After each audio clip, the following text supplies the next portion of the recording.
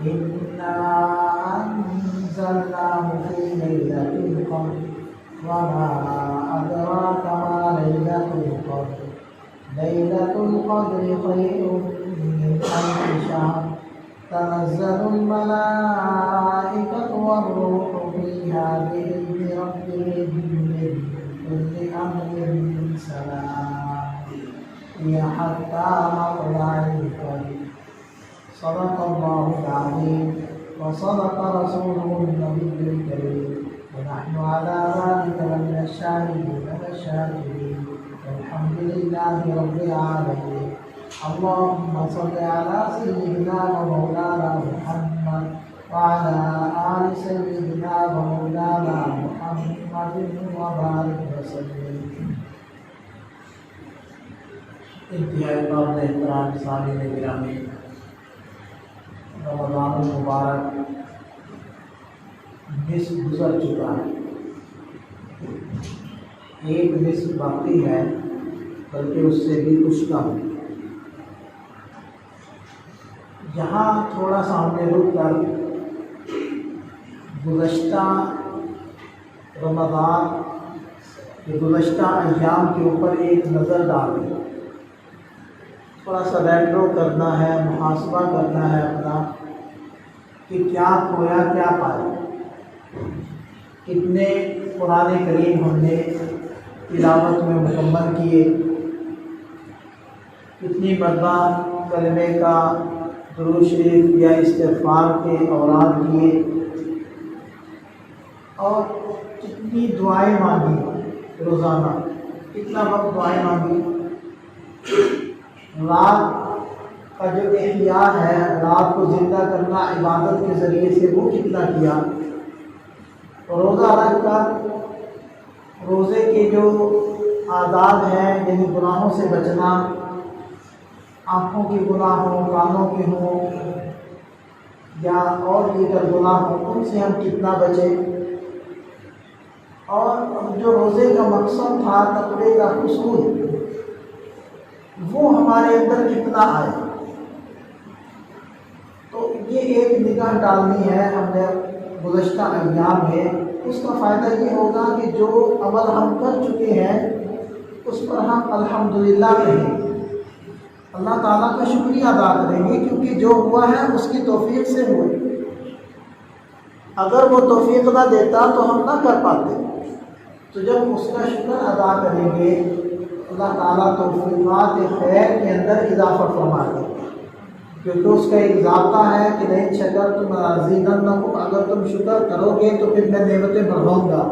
تو یہ خیر کی توفیق کا ملنا بھی ایک نعمت ہے، اس کا ایک فضل ہے. جب اس کا شکریہ ادا کریں گے تو یہ بھی بڑھے گی.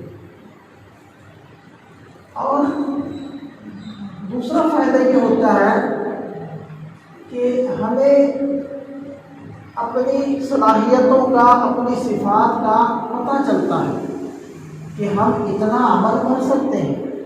اتنے قرآن کریم میں نے مکمل کر لیے سابقہ ایام میں، تو اس کا مطلب ہے میرے اندر صلاحیت ہے، میں ایسا کر سکتا ہوں. اور یہ سارے کام کرتے ہوئے مجھ پر کوئی خاص مشقت بھی نہیں ہوئی، کوئی قابل ذکر تکلیف سے بھی میں نہیں گزرا. اس کا مطلب ہے میں اس کو بڑھا سکتا ہوں. تو اپنے آپ کو سمجھنا، اپنی صفات کو سمجھنا، اپنی خودی کو پہچاننا، تو یہ بھی اظہار تشکر کے اندر اور آگے بڑھنے کے اندر ایک مفید عمل ہوتا ہے. اور اگر ہم سے کوتاہیاں ہوئی ہیں، اور یقیناً کوتاہیاں ہوتی ہیں، تو ہم اس کی تلافی کی ابھی سے نیت کریں. جو کمیاں رہ گئیں تلاوت کے اندر، قرآن سیکھنے کے اندر، مسائل سمجھنے کے اندر، عبادات میں، چاہے وہ نفلی عبادات نوافل ہوں، چاہے وہ قضا نمازیں ہوں، چاہے وہ اوراد و وظائف ہوں، اور چاہے وہ گناہوں سے بچنا ہو، تو جہاں جہاں ہم سے کمی ہوئی ہے، کوتاہی ہوئی ہے، تو ہم اس کو شناخت کریں اور پھر اس کی تلافی کی ابھی سے نیت کر لیں اور کوشش کریں. اور یہ جو سابقہ ایام کا جب ہم محاسبہ کریں گے تو تو اس کا تیسرا فائدہ یہ ہوگا کہ جو آنے والے ایام ہیں ان کو فعال طریقے سے مؤثر انداز میں استعمال کرنے یا گزارنے کی ہمیں توفیق بھی ملے گی اور فکر بھی پیدا ہوگی۔ پہلا کام تو ہم نے یہ کرنا ہے۔ دوسری بات یہ ہے کہ اب ہم اگلے جمعے سے پہلے تیسرے عشرے کے اندر داخل ہونے والے ہیں۔ جو تیسرا عشرہ ہے رمضان کا آخری عشرہ ہے، یہ بہت زیادہ اہم عشرہ ہے کئی اعتبارات سے۔ ایک تو اس اعتبار سے کہ لیلۃ القدر وہ اسی عشرے کے اندر ہے، دوسری اس اعتبار سے کہ سنت مؤکدہ اعتکاف وہ اسی عشرے کے اندر ہے، تیسری اس اعتبار سے اہمیت ہے کہ 3 ہی تو عشرے ہیں، پہلا عشرہ رحمت کا، دوسرا عشرہ مغفرت کا اور تیسرا عشرہ جہنم سے آزادی کا۔ تو یہ عشرہ جہنم سے آزادی کا ہے، اور اس اعتبار سے بھی آپ دیکھیں کہ انما الاعمال بالخواتیم، اعمال کا دار و مدار انتہا پر ہوتا ہے، اختتام پر ہوتا ہے۔ اگر عمل جیسے ہم نے رمضان کو شروع کیا تھا جوش و خروش سے، اگر ہم رمضان کا آخری عشرہ بھی، درمیان والا عشرہ بھی اور آخری عشرہ بھی اسی جوش و خروش سے گزار لیں گے تو انشاءاللہ خاتمے کے اوپر فیصلہ ہوگا، اور خاتمہ اچھا ہو جائے گا تو انشاءاللہ ہمارا پورا رمضان بھی اچھا گنا جائے گا۔ یہ جو عام طور پر ایک ذہن بنا ہوا ہے کہ تراویح مکمل ہوتے ہی، تراویح مکمل ہونے سے مراد ہے کہ قرآن کریم کی تکمیل ہوتے ہی، ہم میں سے بہت بڑا طبقہ یہ سمجھتا ہے کہ بس اب چھٹیاں شروع ہو گئی۔ کاروباری طبقہ بھی سمجھتا ہے، بعض کاروباریوں نے تو خاص طور پر کسی حافظ صاحب کی منت کی ہوتی ہے کہ وہ 15 دنوں میں یا 20 دنوں کے اندر قرآن کریم سنا دے، اور وہ یہ سمجھتے ہیں کہ بس جب ہم نے قرآن کریم سن لیا ایک مرتبہ ہمارا مکمل ہو گیا، بس اب تراویح کی چھٹیاں شروع ہو گئی، اب ہم نے کاروبار کرنا ہے۔ یہ نظریہ 100% غلط ہے، اس لیے کہ تراویح کے اندر قرآن کریم مکمل طور پر سننا یہ ایک مستقل سنت ہے۔ پورا رمضان تراویح پڑھنا یہ مستقل سنت ہے، ایک سنت پوری ہوئی ہے۔ اس کا یہ مطلب نہیں ہے کہ تراویح معاف ہو گئی ہیں اور نمازوں کے اندر بھی سستی آدمی کرنے لگ جائے۔ اسی طرح بعض حفاظ یا تراویح پڑھانے والے وہ بھی یہی سمجھ رہے ہوتے ہیں کہ جلدی جلدی فارغ ہو جائیں بس پھر چھٹیاں، تو چھٹیاں نہیں ہے، اس کو چھٹی نہ ملی جس نے سبق یاد کیا۔ تو جو اس راستے پر چل پڑا اس کے لیے چھٹی نہیں ہے۔ اچھا، عید والے دن عام طور پر آدمی کا ذہن ہوتا ہے کہ جی چھٹی ہوتی ہے، ظاہر بات ہے آفس نہیں جانا، دکان نہیں کھولنی اور کوئی ایسی ایکٹیویٹیز نہیں کرنی، لیکن آپ بتائیں عام دنوں کے اندر 5 نمازیں ہیں تو عید والے دن کتنی ہے؟ چھٹی ملی یا چھٹی بند ہوئی؟ چھٹی تو بند ہوگی۔ تو چھٹی ہمارے لیے دنیا میں نہیں ہے، چھٹیاں تو ہوگی مرتے ہی چھٹیاں شروع ہو جائیں، نماز ختم، روزہ ختم، تلاوت کی چھٹیاں، ذکر اذکار ختم، بس مرنے سے پہلے ہے، مرتے ہی ختم، ہر عمل ختم ہو جائے گا، بس قبر میں آرام کرنا ہے اور پھر اللہ تعالیٰ کے سامنے پیش ہونا ہے قیامت کے دن۔ اللہ تعالیٰ قیامت کی گرمی، قیامت کی سختی، قیامت کی رسوائی سے بچائے، اور اس کے بعد انشاءاللہ اس کے فضل و کرم سے، اس کی مہربانی سے، اس کی رحمت سے جنت میں داخلہ ہے، بس پھر ہمیشہ کے لیے وہاں رہنا ہے۔ کوئی ذکر نہیں، اگر کوئی کرے گا تو لذت کے لیے کرے گا، کوئی فرض سمجھ کر یا اس کو مکلف نہیں کیا جائے گا، نمازوں کا مکلف نہیں کیا جائے گا، روزے کا مکلف نہیں کیا جائے گا، جتنی پابندیاں دنیا کے اندر ہیں ساری پابندیاں ختم ہو جائیں گی، ایک الگ طرح کی زندگی شروع ہو جائے گی۔ بس یہ تھوڑا سا دورانیہ ہے، تھوڑا سا وقت ہے، اس میں کوئی یہ سمجھے کہ چھٹی تو یہ چھٹی نہیں ہے، یہ بالکل یوں ہی ہے جیسے کہ آپ کمرے امتحان کے اندر موجود ہوتے ہیں، 3 گھنٹے کا پیپر ہے، تو 3 گھنٹے میں بھی کوئی یہ سمجھے کہ جی مجھے فیض اللہ کی اجازت مل جائے تو بے وقوفی ہے۔ जितना वो वक्त ऐसा गुजारेगा तो उतना ही अपना नुकसान करेगा। बिल्कुल यही नोयत और कैफियत हमारी दुनिया के अंदर होनी चाहिए। तो कई एतबारात से आखिरी अशरा वो अहम है। तो हम आखिरी अशरे की जो दो बड़ी इबादत हैं उसके बारे में आज बात करेंगे। पहली इबादत है एतकाफ। एतकाफ मशाइख लिखते हैं कि अगर सही तरीके से एतकाफ किया जाए तो इससे बढ़कर कोई इबादत है ही नहीं। आप ये देखें कि दुनिया के अंदर भी एक उसूल है कि कोई किसी के दरवाजे पर जाकर बैठ जाए और ये कहे कि जी जब तक मेरा काम नहीं होगा मैं यहाँ से नहीं हिलूँगा।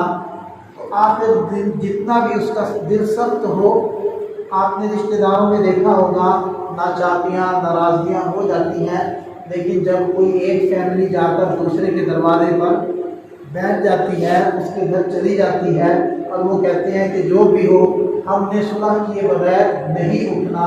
आखिर कितना वक्त वो गुजारते हैं कि सुलह ना करें, कितना वक्त, चंद घंटे, और उसके बाद उनका दिल भी पसीज जाता है। वो कहता है चले जी ठीक है, जो हुआ सो हुआ, सबको ख़त्म करते हैं, नई शुरुआत करते हैं। तो ये तो अल्लाह ताला है जो 70 माह से ज़्यादा एक बंदे से प्यार करते हैं, मोहब्बत करते हैं।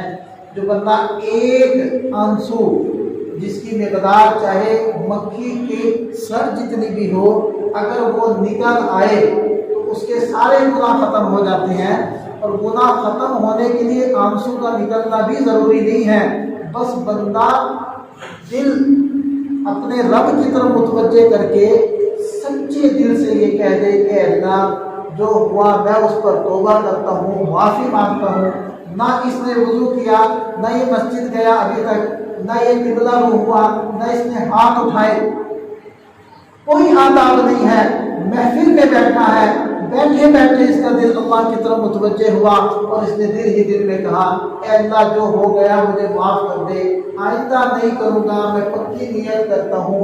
यकीन जाने ऐसे अल्लाह ताला गुनाहों से धो देंगे जैसे कि दुनिया में आने वाला बच्चा गुनाहों से पाक और साफ हो, ऐसे धुल जाएंगे। सच्ची और पक्की तौबा करने से 1 मिनट भी नहीं लगता, आदमी गुनाहों से पाक और साफ हो जाए। हज करता है आदमी, हज के लिए कितने अखराजात होते हैं, कितने सफरी मशक्क़तें उठाता है, हज की बरकत से भी इंसान ऐसा हो जाता है। तौबा हर फकीर, हर मिस्कीन, हर मालदार गनी अपने घर में बैठकर, अपने कमरे में बैठकर तौबा कर सकता है और 1 मिनट के अंदर वो गुनाहों से पाक और साफ हो सकता है। तो अल्लाह ताला तो इतने करीम है, इतने करीम है। दुनिया वालों का ज़ाब्ता है कि जब किसी के पास चला जाए तो वो भी माफ़ करने पर मजबूर हो जाते हैं। तो कोई एतकाफ में आकर बैठ जाए तो वो तो ऐसे ही है गोया कि अल्लाह ताला के दर पर ये कहते हुए बैठ गया है अल्लाह जब तक आप मुझे माफ़ नहीं करेंगे मैं आपका दर नहीं छोड़ूंगा। ऐसा बंदा कैसे नहीं बख्शा जाएगा, यकीनन बख्शा जाएगा। इसी वजह से बहुत सारे फ़ज़ाइल हैं एतकाफ के। नबी पाक सल्लल्लाहु अलैहि वसल्लम ने इरशाद फरमाया कि मोतकिफ गुनाहों से बचा रहता है और वो आमाल खैर जो वो मस्जिद से बाहर रहकर कर लेता था, वो घर से मस्जिद की तरफ चलने वाले कदम क्यों ना हो, वो अगनीस के उठ रहे, वो किसी बीमार की तीमारदारी क्यों ना हो, किसी फौत होने वाले का जनाजा और उसके अहले खाना की ताज़ियत क्यों ना हो, वो किसी गरीब, किसी मुस्तहिक की मदद और उसके साथ ताउन क्यों ना हो, जितने भी वो काम हो सकते हैं वो इसको बगैर ये एतकाफ की बरकत से उसका सवाब मिलता रहेगा। गुनाहों से बचा हुआ है मस्जिद के माहौल में, फरिश्तों के माहौल में। और आप समझ सकते हैं इस चीज़ को कि सोबत कितनी असर रखती है कि आप किसी प्रॉपर्टी डीलर के पास बैठ जाएं 15 मिनट और उससे बातचीत करें, वो कहेगा फलां प्लाट फलां जगह है, इतने का है, ایک مکان وہاں بک رہا ہے، وہ بالکل نیا ہے، ڈبل سٹوری ہے، اتنے مرلے کا ہے، ایک مکان تھوڑا سا پرانا ہے، وہ فلانی جگہ بک رہا ہے۔ صرف 15 منٹ اس کے پاس بیٹھ جائیں، جب وہاں سے آپ اٹھ کر چلیں گے نا، آپ کے دماغ میں یا مکان گھوم رہے ہوں گے یا پلان چل رہے ہیں۔ اسی طرح کی آپ مثالیں لے لیں، کسی کریانہ اسٹور والے کے پاس بیٹھ گئے اور وہ بتانے لگ گئے میں نے یہ کیا تھا، میں نے فلاں چیز لی تھی، چینی کتنی گاڑی لی تھی، مجھے اتنا نفع ہو گیا تھا، پھر میں نے چنے لے لیے تھے، پھر میں نے فلانی دالیں لے لی تھی اور میں نے اس سال اتنا کمایا، پچھلے سال اتنا، میں نے اسی دکان سے گھر بھی بنا لیا، میں نے اس سے حج عمرہ بھی کر دیا۔ جب آپ وہاں سے اٹھ کر گھر تک آئیں گے نا، آپ کے دماغ میں دالیں چکرا رہی ہوں گی، چینی اور تیل اور یہ چیزیں گھوم رہی ہوں گی، اور آپ کو خیالات آ رہے ہوں گے کہ میں بھی تو ایسا کر سکتا ہوں، کوئی اچھی سی مناسب جگہ پر میں بھی دکان لے لوں، میں یہ کام۔ جس طرح کے آدمی کے پاس آپ 15 منٹ بیٹھ کر اٹھیں گے، ویسے ہی آپ سوچنے لگے۔ تو صحبت اثر کرتی ہے۔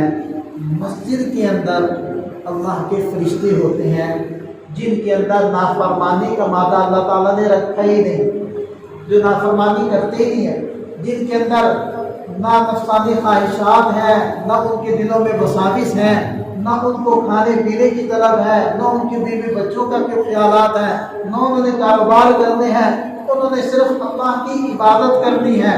جو رکوع میں ہے تو قیامت تک رکوع میں ہے، جو سجدے میں ہے تو وہ سجدے میں ہے، جو قیام میں ہے تو وہ قیام کے اندر ہے، وہ رب کی عبادت میں لگا پڑا ہے۔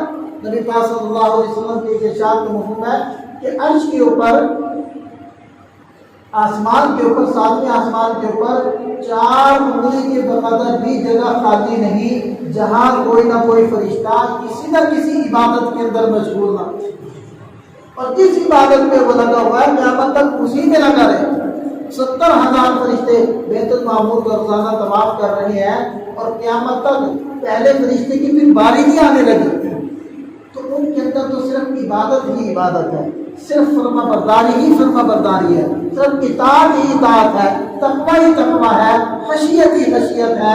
تو مسجد کے اندر فرشتے بکثرت ہوتے ہیں، تو معتکف جب مسجد میں رہتا ہے گویا کہ وہ فرشتوں کے ساتھ اٹھتا بیٹھتا ہے، فرشتوں کے ساتھ سوتا چلتا ہے، فرشتوں کے ساتھ بیٹھ کر کھاتا پیتا ہے، تو فرشتوں کی صفات اس کے اندر آنے لگ جاتی ہے۔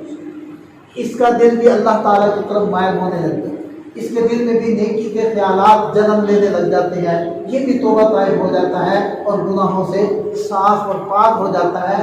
اس وجہ سے فرمایا کہ معتکف تو 24 گھنٹے عبادت میں ہے، 24 گھنٹے چاہے وہ سو رہا ہے چاہے جاگ رہا ہے، عبادت میں، اس کا ہر لمحہ عبادت میں لکھا جاتا ہے۔ کتنی بڑی فضول۔ نبی پاک صلی اللہ علیہ وسلم نے ہجرت فرمائی مدینہ طیبہ کی طرف، 10 سال کا مبارک عرصہ ہے مدینہ طیبہ کا، 10 سال میں سے کوئی سال آپ علیہ السلام نے اعتکاف میں نافذ نہیں کیا، 10 کے 10 سال اعتکاف کیا۔ ہم سوچ لیں، تھوڑا سا اپنے اوپر نظر ڈالیں، ہم نے کسی ایک سال بھی اعتکاف کیا؟ آپ علیہ السلام نے تو 10 سال اعتکاف کیا، اور آخری جو رمضان تھا پورا رمضان اعتکاف کیا، اور اس کے بہت سارے فضائل بیان فرمائے۔ حضرت ابن عباس رضی اللہ عنہما کا قصہ مشہور ہے کہ وہ مسجد النبوی میں معتکف تھے، ایک صاحب آئے اور سلام کر کے بیٹھ گئے، بڑے غمگین لگ رہے تھے، پریشان تھے۔ تو حضرت عبداللہ ابن عباس رضی اللہ عنہما نے اس سے پوچھا کہ غمگین لگتے ہو، پریشان لگتے ہو، کیا مسئلہ ہے؟ کہنے لگا کہ جی فلاں آدمی کا مجھ پر حق ہے، اور اللہ کی قسم میں وہ حق ادا کرنے پر قادر نہیں ہوں۔ تو حضرت عبداللہ رضی اللہ عنہ نے فرمایا کہ میں آپ کی سفارش کر دوں؟ تو انہوں نے کہا کہ دیکھ لیں، اگر آپ مناسب سمجھے تو سفارش کر دیں۔ تو بس یہ بات سننی تھی۔ حضرت عبداللہ ابن عباس اٹھے اور مسجد سے نکلے، جوتے پہننے لگے، تو ان صاحب نے کہا کہ حضرت شاید آپ بھول گئی ہیں، آپ تو معتکف ہیں۔ تو فرمانے لگے، نبی پاک صلی اللہ علیہ وسلم کی قبر اطہر کی طرف اشارہ کرتے ہوئے کہ میں نے اس قبر والے سے سنا ہے، اور سنے ہوئے کچھ زیادہ وقت نہیں گزرا، یہ کہتے ہوئے ان کی آنکھوں میں آنسو آ گئے۔ کیا سنا ہے کہ جو شخص اپنے کسی مومن بھائی کی اس کی کسی حاجت برانی کے لیے، اس کے کسی مسئلے کو حل کرنے کے لیے چلتا ہے تو اللہ تعالیٰ 10 سال کے اعتکاف کا ثواب اس کو عطا کرے گا، اور 1 دن کا اعتکاف کا ثواب یہ ہے کہ اللہ تعالیٰ 3 خندقیں جہنم سے اس کو دور فرما دیتے ہیں، اور 1 خندق کا فاصلہ زمین آسمان کے برابر ہے۔ گویا کہ 1 دن کا اعتکاف کی بھی یہ فضیلت ہے کہ جہنم سے 3 خندق میں دور ہو جاتا ہے۔ تو جو سنت اعتکاف کرے گا آخری عشرے کا تو وہ تو 30 خندقیں دور ہوں گے، 30 خندقوں کے دور ہونے کا الگ سے ثواب ملا، اور جو سنت مؤکدہ زندہ کی ہے اس کا الگ سے ثواب ملا، اور پھر جو اعتکاف کے برکتیں اس کو حاصل ہونے کی وہ الگ سے حاصل ہوتی۔ تو اس لیے یہ ایک ایسا عمل ہے جو پورے سال میں صرف انہی دنوں کے ساتھ خاص ہے۔ آپ پورے سال کے اندر نفلی روزے رکھ سکتے ہیں اور نوافل پڑھ سکتے ہیں، ذکر تلاوت کر سکتے ہیں، عمرہ کر سکتے ہیں، کوئی بھی عمل ہے آپ کر سکتے ہیں، لیکن سنت اعتکاف وہ صرف اور صرف رمضان کے آخری عشرے میں ہی کر سکتے ہیں، اس کے علاوہ اور کوئی وقت نہیں۔ اس لیے یہ ایک موقع ہے، اس کے اندر آدمی اس کو غنیمت جانے اور سنت اعتکاف کی نیت کرے، اور صرف نیت نہ کرے بلکہ اعتکاف اس نیت سے بیٹھے کہ میں نے اپنے آپ کو بدلنا ہے، میں نے اللہ تعالیٰ سے تعلق پیدا کرنا ہے۔ ہمارا اب تک اللہ تعالیٰ سے کوئی تعلق نہیں ہے، ایک رسمی ہے، حقیقی تعلق نہیں ہے۔ کیا ہم میں سے کسی نے اللہ تعالیٰ سے کبھی باتیں کی ہیں؟ جس کا تعلق ہوتا ہے وہ تو باتیں کرتا تھا۔ کبھی تنہائی میں ہم اٹھے ہوں، چاہے تہجد کا وقت ہو یا کوئی بھی تنہائی کا موقع ہو، ظہر کے بعد آپ اکیلے بیٹھے ہیں، عصر کے بعد آپ اکیلے بیٹھے، تنہائی کا کوئی بھی موقع، اللہ تعالیٰ تو چھٹی نہیں نہ کرتے، اللہ تعالیٰ تو ہر وقت موجود ہوتے ہیں، وہ تھکتے نہیں ہیں، وہ سوتے نہیں ہیں، وہ بھولتے نہیں ہیں، وہ غافل نہیں ہیں۔ تو کوئی لمحہ دل کا ایسا کہ جس کے اندر میں ہوں اور اللہ تعالیٰ ہوں، اور میں اللہ تعالیٰ سے باتیں کر رہا ہوں، اپنی حاجات پیش کر رہا ہوں، اپنے مسائل اللہ تعالیٰ سے ڈسکس کر رہا ہوں، اپنے لیے عافیت دنیا آخرت کی مانگ رہا ہوں، اللہ تعالیٰ کے دین کی سربلندی کے لیے اللہ تعالیٰ سے وعدے کر رہا ہوں، ترتیبیں بنا رہا ہوں۔ اس طریقے سے ہمیں اللہ تعالیٰ سے باتیں بھی کرنی چاہیے۔ اگر اللہ تعالیٰ سے یہ توفیق مجھے ملتی ہے کہ میں تنہائی میں باتیں کرتا ہوں، اس کا مطلب ہے میرا اللہ تعالیٰ سے تعلق ہے، اور اگر میں باتیں نہیں کرتا تو یہ تعلق نہیں ہے، ایک رسمی سا تعلق، عبادت کر لی بس، دعا کے لیے ہاتھ اٹھا لیے، آمین آمین بھی کہہ دیا اور منہ پر پھیرے ہو چلتے بنے، یہ نہیں ہے۔ اعتکاف کی برکت سے انشاءاللہ آپ لوگوں کو اللہ کا تعلق ملے گا، اللہ تعالیٰ کی محبت ملے گی، اللہ تعالیٰ سے دوستی لگے گی، اللہ تعالیٰ سے باتیں کرتی آئے گی، اللہ تعالیٰ سے گھنٹوں مانگنا آئے گا۔ یہ کوئی رسمی چیزیں نہیں ہے دعا کا مانگنا، یہ تو باقاعدہ ایک عمل ہے، اور عمل بھی کیا مخ العبادت ہے، عبادت کا مرض ہے، رأس العبادت ہے دعا۔ جیسے اللہ تعالیٰ نے قرآن میں نماز کا حکم دیا ہے، جیسے زکوٰۃ کا حکم دیا ہے، حج کا حکم دیا ہے، اسی طرح باقاعدہ باضابطہ بالاعتبار دعا کا حکم دیا ہے۔ نبی پاک صلی اللہ علیہ وسلم نے دعائیں مانگنا سکھائی ہیں، آداب سکھائے ہیں، وہ ڈھیروں دعائیں مانگی ہیں، حتیٰ کہ ایک صحابی کو یہ کہنا پڑ گیا، حالانکہ وہ اہل زبان تھے، ہمارے لیے تو عربی کی دعائیں یاد کرنا بھی مشکل ہے، ان لوگوں حضرات کے لیے تو مشکل نہیں تھا، بس ایک بار سن لی بات اور یاد ہوگی کیونکہ اپنی زبان ہے۔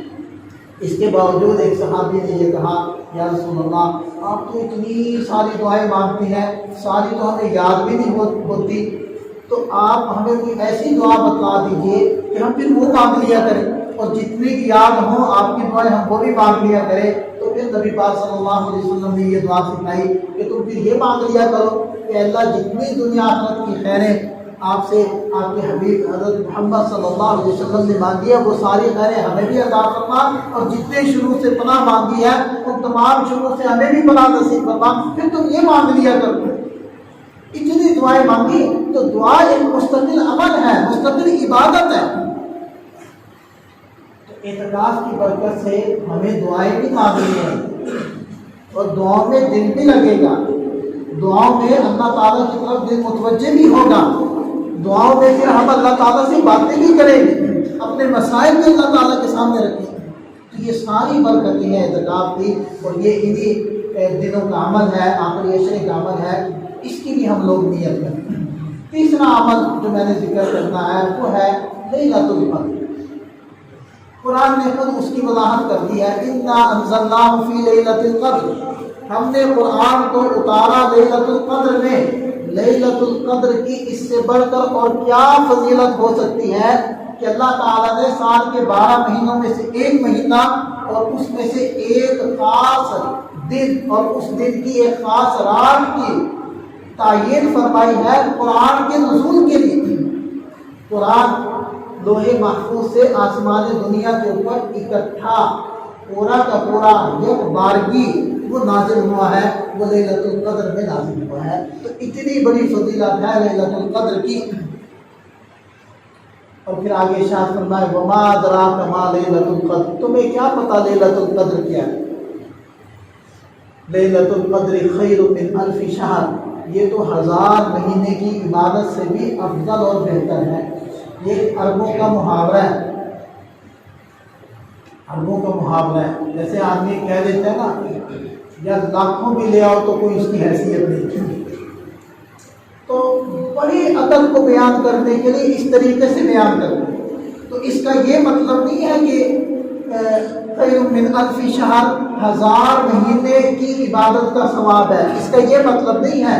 اللہ تعالیٰ نے ارشاد فرمایا خیر، اس سے بہتر ہے، اس سے کتنی بہتر ہے اس کو بیان نہیں کیا گیا، اس اشارہ کر دیا گیا کہ وہ اتنی زیادہ بہتر ہے کہ اس کی فضیلت کو اہمیت کو بیان کیا ہی نہیں جا سکتا۔ کیا بیان کرتے ہیں؟ ایک اشارہ دے دیا کہ 1000 مہینے بھی تم عبادت کرتے رہو پھر بھی اس رات کو نہیں پہنچ سکتے۔ اگر صرف 1000 مہینوں کو ہی آپ شمار کر لیں تو 83 سال سے کچھ زائد وقت بنتا ہے۔ حدیث میں آتا ہے ایک مرتبہ جب نبی پاک صلی اللہ علیہ وسلم نے تذکرہ کیا بنی اسرائیل کے انبیاء کرام کا، حضرت ایوب علیہ السلام کا، حضرت زکریا علیہ السلام کا، حضرت حزقیل علیہ السلام کا، حضرت یوشع علیہ السلام کا، کہ ان حضرات نے 80 سال اپنے رب کی ایسی عبادت کی تھی کہ پلک جھپکنے کے بقدر بھی نافرمانی نہیں ہوئی۔ اس پر حضرات صحابہ کرام سوچنے لگ گئے کہ ہماری تو اتنی لمبی عمر ہی نہیں ہے، پھر اس عمر میں جتنی ہے 60 65 70 سال اس میں بچپن میں بھی گزرنا ہے، لڑکپن کی غفلت بھی گزرنی ہے، پھر سمجھداری کی عمر میں آنا ہے تو مسائل بھی ہیں، پھر اتنا عمر کا اتنا ہمیں وقت ملے کہ ہم 80 سال عبادت بھی کریں، یہ کیسے ہوگا؟ اسی طرح ایک شخص کا آپ علیہ السلام نے تذکرہ کیا کہ 1000 مہینے اس نے اللہ کے راستے میں جہاد کیا، تو صحابہ کرام سوچنے لگے ہماری تو عمر ہی اتنی نہیں ہے۔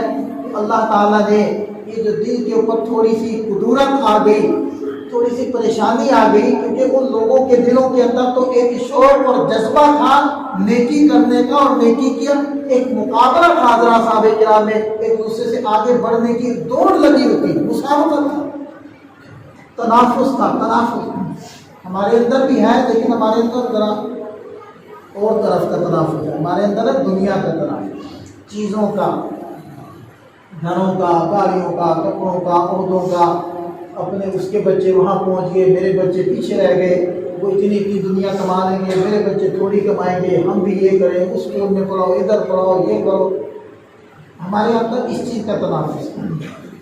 تذکرے بھی ایسے ہی ہیں، گھروں کے اندر جو مائنڈ سیٹ ہے وہ بھی بچوں سے یہی تیار ہوتا ہے، بچوں میں تذکرے یہی ہوتے ہیں، اس کا بچہ یہ کر گیا، تم کیا کر رہے ہو، والدین بیٹھ کر مشورے بھی یہی کرتے ہیں، ماموں کے ساتھ بھی یہی مشورے ہیں، چاچوں کے ساتھ بھی یہی مشورے ہیں، تو بس پھر وہی چیز وجود میں آتی ہے۔ کالج یونیورسٹی میں بھی پڑھاتے ہیں تو علم کے لیے نہیں پڑھاتے، ڈگریوں کے لیے، عہدوں کے لیے اور نوکریوں کے لیے پڑھاتے ہیں، لہذا پھر وہ پڑھانے والے بھی اسی نیت سے پڑھاتے ہیں، وہ کہتے ہیں پھر تم بھی اسی نیت سے پڑھتے ہو، ہم بھی اسی نیت سے پڑھاتے ہیں۔ اگر اسکول، کالج، یونیورسٹیز کے اندر بھی جو پڑھایا جانے والا نصاب ہے اس کو بھی اگر اصول علم کے لیے پڑھایا جائے، تعمیر انسانیت کے لیے پڑھایا جائے، شخصی تعمیر کے لیے پڑھایا جائے، تو وہ بھی کچھ کم نصاب نہیں ہے۔ یہ نہیں ہے کہ مدرسے میں پڑھ کر ہی کسی نے نیک بننا ہے، اسکولوں کے اندر بھی جو نصاب ہے وہ کوئی کم اچھا نہیں ہے، وہ بھی بہترین نصاب ہے، بشرطے کہ درست نیت اور صحیح طریقے سے اس کو بنائے۔ بہرحال تو حضرات صحابہ کرام کے اندر تو تنافس تھا، ایک شوق تھا، ایک لگن تھی، ایک دوسرے سے آگے بڑھنے کا ایک جذبہ تھا، ایک مقابلہ تھا۔ یہی تو وجہ تھی کہ غرباء فقراء صحابہ یا رسول اللہ یہ جو مال والے ہیں یہ تو ہم سے آگے نکل گئے۔ آپ علیہ السلام نے فرمایا کیسے؟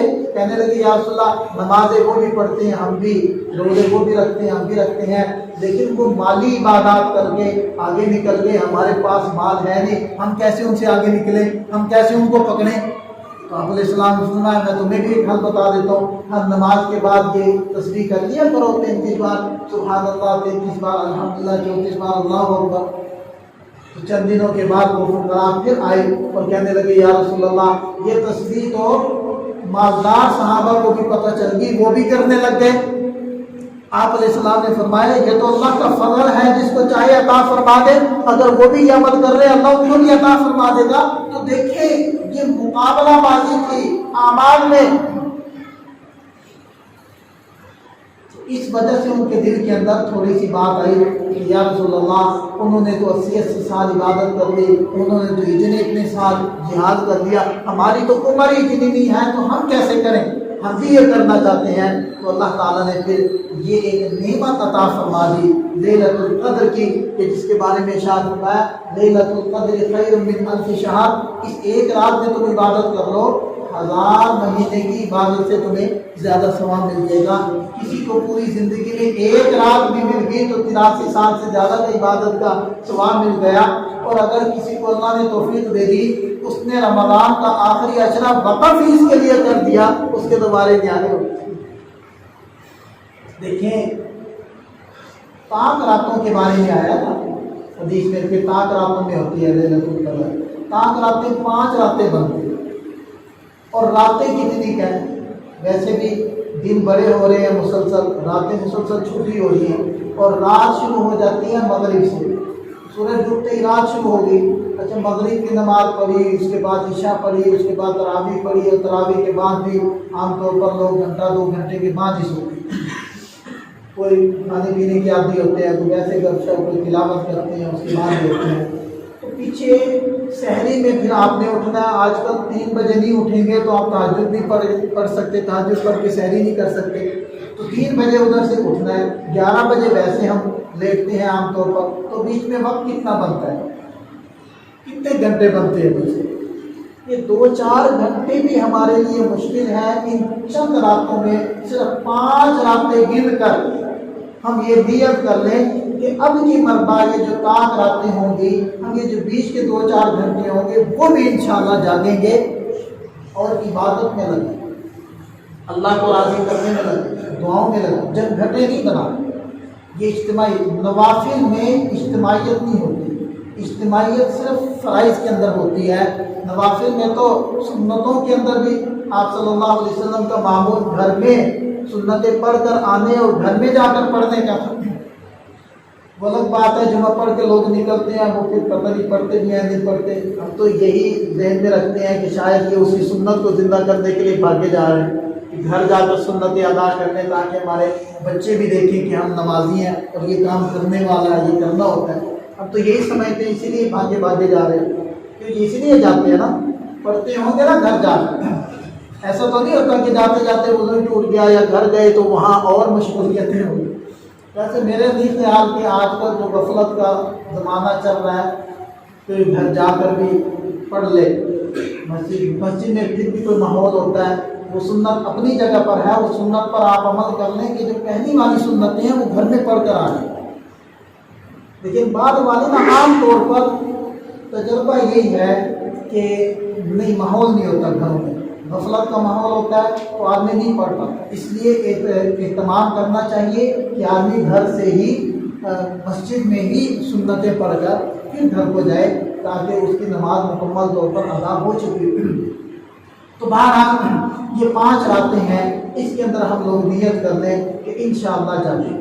اور جب گھٹے نہیں لگائیں گے، انفرادی عبادت ہے، انفرادی کریں گے. اس کے لیے کوئی شرط نہیں ہے کہ آپ مسجد میں ہی رہیں، آپ اپنے گھر کے اندر ماحول بنا لیں. بچوں کے اندر دیکھیں نبی پاک صلی اللہ علیہ وسلم کی جو عادت مبارکہ تھی وہ شرط نبی ذرا آپ علیہ السلام اس عشرے میں تو اپنا لنگوٹ کس لیتے اور کیا فرماتے تھے، اپنے اہل خانہ کو بھی جگاتے تھے، ان کو بھی شامل فرماتے تھے. تو گھر کا ماحول بنائیں، اپنے چھوٹے بچوں کو بھی بتائیں کہ یہ عبادت کی راتیں ہیں. ہماری عیدیں تو یہی ہیں، ہماری خوشیاں تو عبادت ہے، ہم سے ہمارا رب راضی ہو جائے یہی ہماری عید ہے. تو اس لیے ان 5 راتوں کو ہم غنیمت جانیں اور اس کے اندر ہم عبادت کریں. اگر مکمل رات کو جاگنے کی ہمت نہ ہو تو پھر کم سے کم اتنا کریں کہ جب تراویح کے بعد جاتے ہیں تو چلو آدھا گھنٹہ ہم مزید ایکسٹرا عبادت کر لیں جو عام راتوں میں عام دنوں میں ہم لوگ نہیں کر رہے. ان راتوں کی اہمیت کے پیش رکھیں. اور عشاء اور فجر کا تو الحمدللہ اہتمام ہو ہی رہا ہے رمضان کی برکت سے. فجر میں چونکہ ہم پہلے سے اٹھے بھی ہوتے ہیں، تیاری ہوتی ہے تو فجر باجماعت نصیب ہو جاتی ہے، اور عشاء بھی تراویح کی برکت سے وہ باجماعت نصیب ہو جاتی ہے. تو ان دنوں میں اور زیادہ اہتمام کریں، اس لیے کہ حدیث پاک میں آتا ہے جس نے عشاء کی نماز باجماعت اور فجر کی نماز باجماعت ادا کر لی تو اس کو پوری رات کی عبادت کا ثواب مل جاتا ہے. ان راتوں میں اور زیادہ اہتمام کریں. اب دیکھیں عشاء اور فجر باجماعت پڑھنے سے یہ فضیلت مل رہی ہے، اگر کوئی ایکسٹرا جاگ بھی لیتا ہے تو اس کی فضیلت کو کتنے چاند لگ جائیں. تو اس لیے یہ 3 باتیں میں نے عرض کی ہیں آج کی اس نشست کے اندر. پہلی بات عرض کی ہے کہ ہم رمضان آدھے سے زیادہ گزار چکے ہیں، یہاں تھوڑا سا رک کر گزرے ہوئے رمضان پر ایک نگاہ ڈالنے سرسری سی. کیا اچھا کیا الحمدللہ کہیں، کیا کوتاہی ہوئی کمی ہوئی اس کی تلافی کریں، اور آئندہ جو دن آنے والے ان کو اسکیجول کریں، ان کا نظم شیڈول بنائیں، نظم و ضبط بنائیں تاکہ وہ کوتاہی ہم دوبارہ نہ دہرائیں. وہ جو ہے وہ اس کی تلافی ہو چکی ہے. ایک تو میں نے یہ بات عرض کی. دوسرا یہ عرض کیا کہ آخری عشرہ ہے، اگلے جمعے سے پہلے وہ منگل کو میرے خیال سے شروع ہو جائے گا آخری عشرہ. تو اس لیے ہم اس عشرے کو غنیمت جانیں اور اس کے اندر جو اعتکاف والی بڑی عبادت آ رہی ہے اس کے لیے اپنے آپ کو تیار کریں، فارغ کریں. اور تیسری بات میں نے لیلۃ القدر کی ہے. اللہ تعالیٰ ہم سب کو سمجھ عطا فرمائے، عمل کی توفیق عطا فرمائے.